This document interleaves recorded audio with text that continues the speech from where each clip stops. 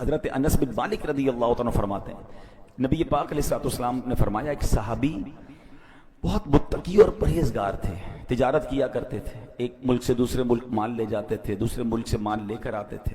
دوران تجارت سفر پر روانہ ہوئے تو ایک جنگل سے جانا گزر ہوا تو ایک شخص آیا، اس نے جنگی لباس پہنا ہوا تھا، ہاتھ میں تلوار تھی اور آپ کا سارا معاملہ لے لیا، سارا سامان لے لیا تجارت کا اور کہا قتل ہونے کے لیے تیار ہو جاؤ۔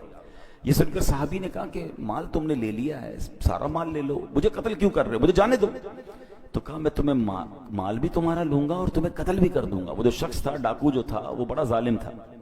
اتنا کہنے کے بعد تو جب ڈاکو آگے بڑھا تو آپ نے کہا ٹھیک ہے اب تم مجھے مارنے کا ارادہ کر ہی چکے ہو تو مجھے 2 رکعت نفل پڑھنے دو، مرنے سے پہلے میں اللہ کی بارگاہ میں سجدہ کرنا چاہتا ہوں، تو 4 رکعت پڑھنے دو۔ اس نے کہا ٹھیک ہے چلو قتل تو کرنا ہی ہے، تمہیں مال تو لے چکا ہوں، تمہاری خواہش پوری کرتا ہوں۔ وضو کیا، 4 رکعت نفل پڑھی اور سجدے کی حالت میں اللہ کی بارگاہ میں دعا کی، یا ودود یا ذا العرش المجید یا فعال لما یرید اسألک بعزک الذی لا یرام وملکک الذی لا یضام وبنورک الذی ملأ ارکان عرشک ان تکفینی شر هذا اللص یا مغیث اغثنی یا مغیث اغثنی یا مغیث اغثنی۔ صحابی رسول نے یہ دعا کی، ترجمہ دیکھیں کیسا پیارا ہے۔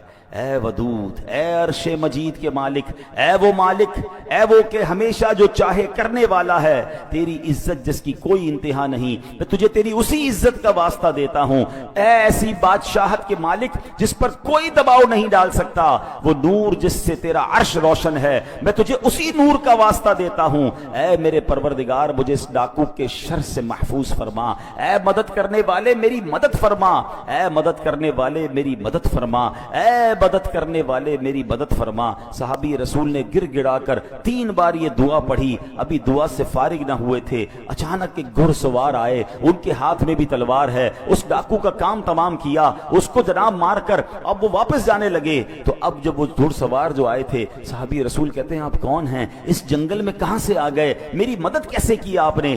اللہ اکبر۔ گھڑ سوار کہتے ہیں میں اللہ کے فرشتوں میں سے ایک فرشتہ ہوں، 4تھے آسمان سے آپ کی مدد کے لیے آیا ہوں۔